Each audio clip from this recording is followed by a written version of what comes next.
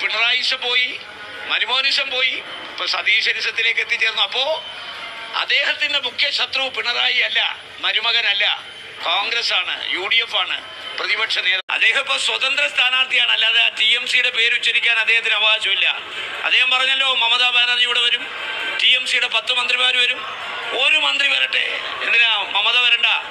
ആ മമതയുടെ ക്യാബിനറ്റിലെ ഒരു മന്ത്രിയെ കൊണ്ടുവന്ന് താൻ TMC ആണെന്ന് അവരെ കൊണ്ട് പറയിപ്പിക്കട്ടെ. കാരണം ഞങ്ങളുടെ ഇന്ത്യ മുന്നണിയുടെ ഭാഗമല്ല ഇപ്പോ തൃണമൂൽ കോൺഗ്രസ്. പിന്നെ തൃണമൂൽ കോൺഗ്രസിന് കേരളത്തിലൊരു അഡ്വോ കമ്മിറ്റി ഉണ്ട്. ആ അഡ്വോ കമ്മിറ്റി പോലും അൻവറിനെ അംഗീകരിച്ചിട്ടില്ലല്ലോ. അംഗീകരിച്ചോ? അദ്ദേഹം ഇപ്പൊ സ്വതന്ത്ര സ്ഥാനാർത്ഥിയാണ്, അല്ലാതെ TMCയുടെ പേര് ഉച്ചരിക്കാൻ അദ്ദേഹത്തിന് അവകാശം.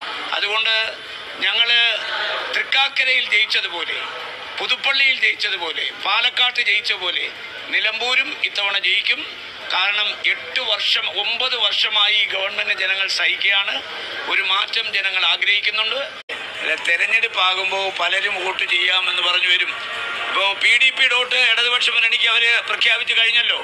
അപ്പോൾ ഞങ്ങളെ സംബന്ധിച്ചിടത്തോളം UDF സ്ഥാനാർത്ഥിക്ക് വോട്ട് ചെയ്യാൻ ആര് തയ്യാറായി വന്നാലും വോട്ട് വേണ്ടെന്ന് ആരെങ്കിലും പറയുമോ തെരഞ്ഞെടുപ്പിൽ?